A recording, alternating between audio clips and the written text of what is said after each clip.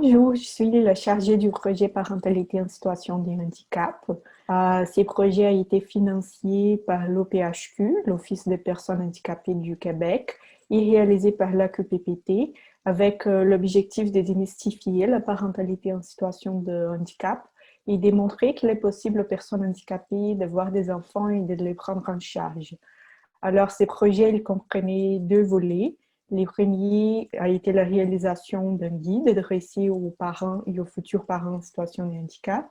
Et le deuxième volet, c'était la réalisation du panel Mieux connaître la parentalité en situation de handicap, qui a été réalisé le 3 décembre 2020 sur Zoom. Les panels, il a été divisé en 4 sections thématiques. La première capsule, c'est la grossesse et l'accouchement. Dans la deuxième section thématique, on parle des défis et des stratégies des parents en situation de handicap dans leur quotidien. Pour la troisième capsule vidéo, nous avons abordé les ressources existantes pour les parents. Et finalement, pour la quatrième capsule, nous avons abordé les droits des parents en situation de handicap.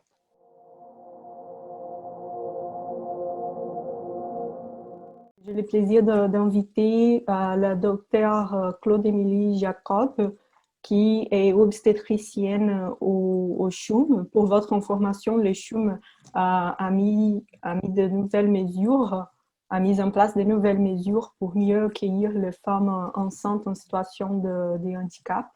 Alors, bonjour tout le monde, ça me fait plaisir d'être avec vous ce soir. Donc, dans les prochaines minutes, je vais juste essayer de vous présenter un peu la clinique d'obstétrique spécialisée qu'on est en train, en fait, encore de mettre au point, hein. Elle est née juste avant le COVID, fin 2019, donc on est encore en train de la mettre sur pied.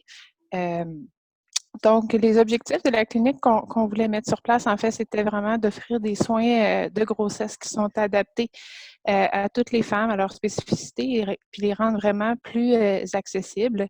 S'il y a un mot qui pourrait résumer la clinique, c'est interdisciplinaire. On a vraiment beaucoup d'intervenants qui travaillent ensemble à différents moments de la grossesse.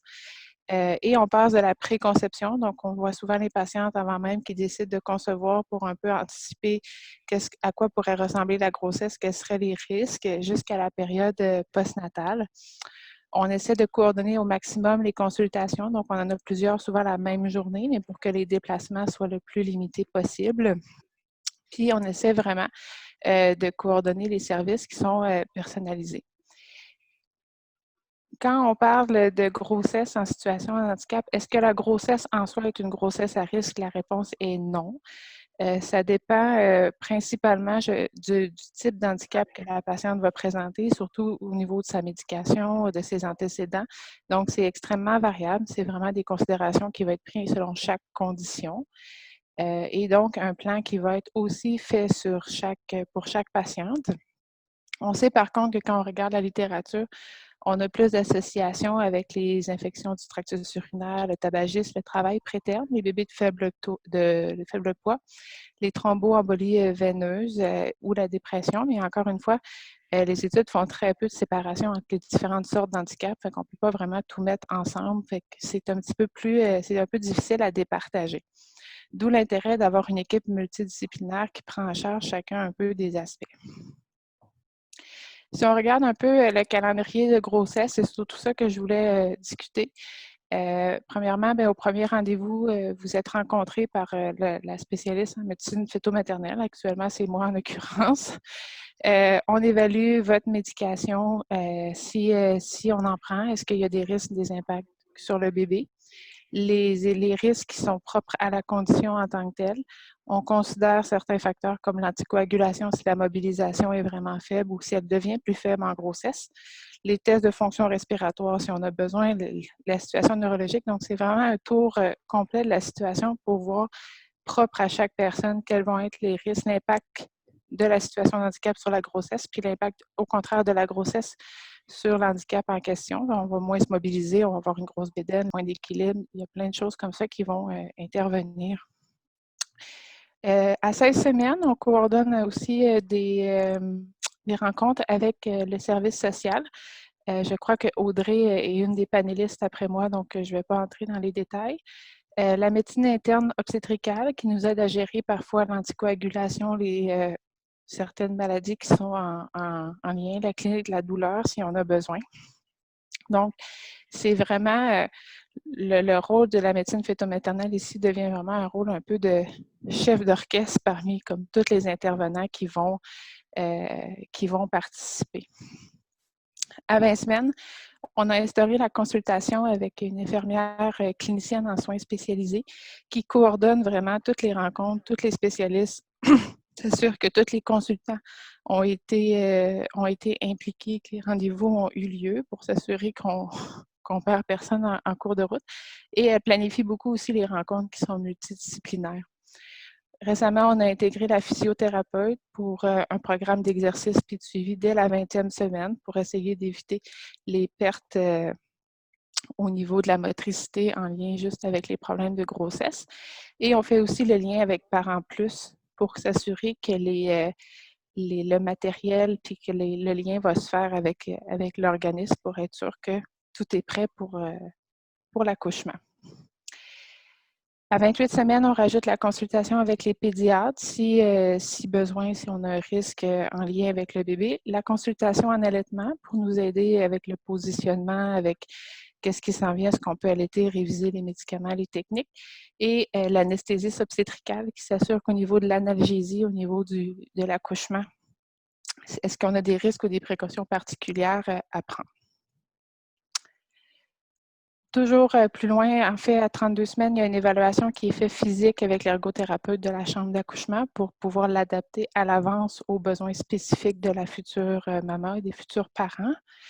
Et il y a toujours une rencontre multidisciplinaire avec tous les membres que j'ai mentionnés juste avant pour déterminer quel va être le meilleur mode d'accouchement, les soins particuliers qu'on va vouloir faire durant l'hospitalisation. Est-ce qu'on a besoin de matériel? Est-ce qu'on a un accouchement qui présente des complications ou des choses qu'on devrait penser à l'avance dans le positionnement? On s'assure que et maman et bébé ont le matériel postpartum pour pouvoir être le plus autonome possible à la chambre. Et souvent, on offre un ratio 1 pour 1, c'est-à-dire une infirmière pour une patiente pour que l'aide soit maximale au moment du postpartum pour s'assurer que tout se fasse le plus facilement possible. Et au congé, la travailleuse sociale va souvent s'arranger pour que le lien avec Parents Plus soit bien fait, que les prochaines étapes avec le CLSC, que le matériel et tout soit disponible. Ça me fait plaisir. Si jamais il y a des gens qui ont des questions ou quoi que ce soit, vous pouvez toujours me rejoindre à cette adresse courriel-là ou à la clinique. Puis ça me fait toujours plaisir. Merci beaucoup. Merci beaucoup, Dr. Jacob. Alors, pour donner suite à la thématique de la grossesse et de l'accouchement, j'invite Isabelle Boisvert, qui est une mère en situation de handicap, qui a eu l'expérience d'accouchement au CHUM. Oui, bonjour. Ça me fait plaisir d'être avec vous pour parler un peu de mon expérience. Ça fait pas si longtemps que ça que j'ai accouché avec le docteur Jacob et son équipe. Donc, c'est assez récent. J'ai eu la chance de vivre, en fait, 2 grossesses et deux accouchements qui ont été quand même assez différents.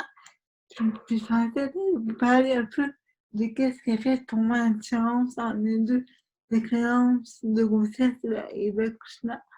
Tout d'abord, je peux dire que j'ai eu vraiment la chance d'avoir 2 grossesses en pleine forme. J'ai la chance que mon corps m'a permis de vivre 2 grossesses les plus normales les plus normales possibles et mon corps m'a permis de dépasser mes limites en acceptant, je peux dire, mon gros ventre qui grossait, mes hanches qui s'élargissaient et mon corps a bien pris en charge mes 2 grossesses et j'ai pu conserver quand même beaucoup de ma mobilité pendant mes 2 grossesses, vraiment.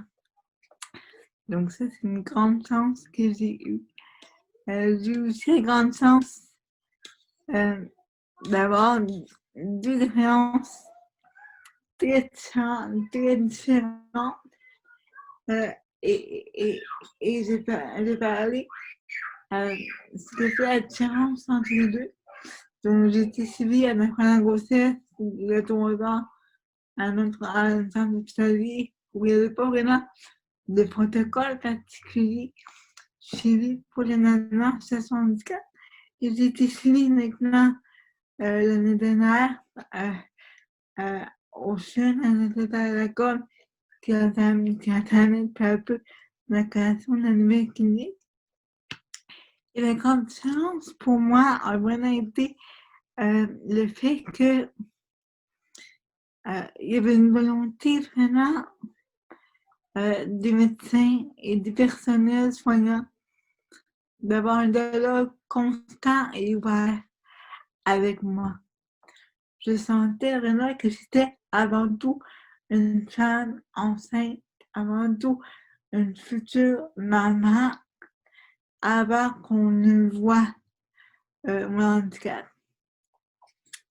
J'ai aussi senti qu'on tissait tranquillement la trame de la grossesse et de l'accouchement avec moi. Donc, on était dans un dialogue, dans une co-construction de ce qui allait être fait, plutôt que de mettre en place tout de suite des actes dès le début. Donc, on voyait peu à peu comment mon corps réagissait, comment ma tête réagissait. Puis, j'avais quand même des défis aussi différents au cours de notre deuxième grossesse, différents des défis de notre première grossesse. Et ça a été tenu en compte par l'équipe dans son ensemble.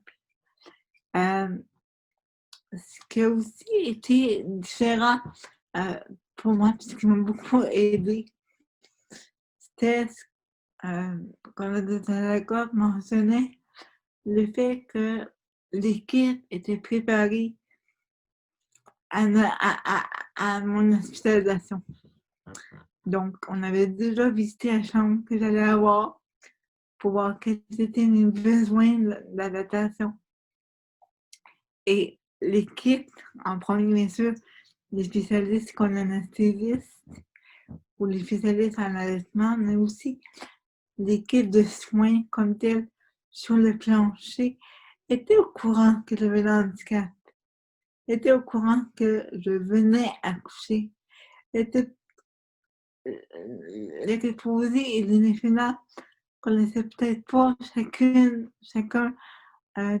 tous les défis, tous les besoins reliés à mon handicap en détail, mais il savait au moins qui j'étais. Donc, je n'avais pas le poids de toujours mentionner que j'ai un handicap, que je ne peux pas me mobiliser comme les autres mamans, que je ne peux pas marcher comme les autres mamans pour la salle de bain. Donc, c'est un poids de moins pour moi.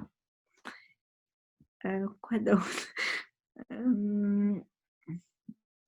Donc, l'ouverture du personnel, puis la grande communication tout au long de la grossesse et de préparation de l'accouchement. Donc, je pense que la clé aussi, c'est de se dire que la maman qui est enceinte, qui est dans le handicap, c'est probablement elle qui a le plus de connaissances par rapport à son corps. Pas les connaissances médicales, mais des connaissances intrinsèques de comment elle se sent, comment... et je pense vraiment que si on accueille autant la confiance que les doutes des parents sur son handicap qui vont avoir un enfant, on peut peu à peu encourager des nouvelles habiletés. J'ai découvert avec mon premier enfant qu'on ne devient pas maman en accouchant, on devient maman avec le temps. Donc, oui, voilà. C'est tout.